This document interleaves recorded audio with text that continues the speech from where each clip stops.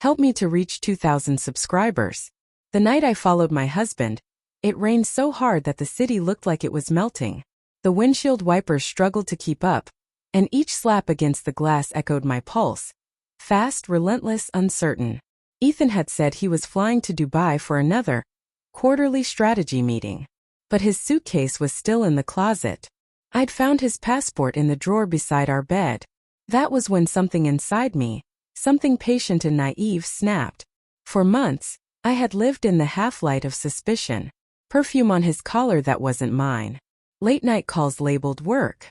An unfamiliar softness in his tone when he texted someone, followed by the instant tilt of his phone away from my eyes. Still, I had told myself stories to keep my sanity intact. He's stressed. He's busy. He still loves me.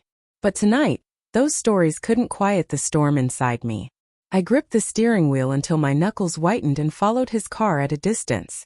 The taillights ahead glowed a mocking red through the rain, and every turn he took was another thread unraveling the fragile fabric of our marriage. Ethan wasn't heading toward the airport. He wasn't even heading out of town. He drove to a hotel on the edge of the city, the kind that tried to look expensive but couldn't hide the faded gold letters on its sign. My breath caught. The parking lot lights reflected in the puddles, turning them into small, trembling mirrors. He parked, waited. Then a woman appeared. She ran toward his car, her umbrella flipping backward in the wind, and before she could even fix it, Ethan got out and pulled her into his arms. I couldn't see her face clearly, but the way she fit against him, like she had always belonged there, made my stomach twist. My first instinct wasn't to cry. It was disbelief so sharp it numbed me. He kissed her. I sat frozen in my car watching the scene unfold like a cruel film. One I couldn't stop, couldn't rewind. When they went inside together, I followed on foot, my body trembling, soaked to the bone. Every step I took down that dim hallway was fueled by something raw and desperate, an aching need for truth. I stopped outside the door they entered, room 214. Their laughter filtered through the thin wall. It wasn't the sound of guilt or secrecy. It was intimacy. Something inside me broke then. Not loudly, not dramatically. Just a quiet internal fracture that made me realize I would never see my husband the same way again. I pressed my ear against the door. Her voice was familiar. Too familiar. Then I heard her laugh clearly, that high-pitched sound I had known since childhood. It was my sister, Claire. The floor seemed to tilt beneath me. My breath came out in sharp gasps, my mind refusing to piece the truth together. Claire. The one who had comforted me every time Ethan traveled. The one who told me I was overthinking things. The one who had held my hand when I cried about him. I stumbled backward, my wet shoes squeaking on the carpet. My mind spun in flashes. Christmas dinners, family photos, the way Claire had always hugged Ethan just a little too tightly. Every moment I had dismissed suddenly rearranged itself into something monstrous. I don't remember how long I stood there before leaving. I just know that when I finally reached my car, I couldn't feel my hands. My body was shaking so violently I thought I might faint. I didn't confront them that night. I drove home in silence, the rain still pounding, my tears blending with the storm. For days I couldn't speak. I watched him move through the house, pretending to pack for his next trip, touching the same walls, sitting on the same couch where we'd once dreamed of a family. The betrayal didn't feel real. It was too heavy, too grotesque to fit inside something as small as a marriage. When I finally confronted him, I didn't shout. I simply asked, "How long?" He froze halfway through buttoning his shirt. His silence was my answer. "Claire," I whispered. The look in his eyes confirmed it all. Guilt, regret, shame, but not surprise.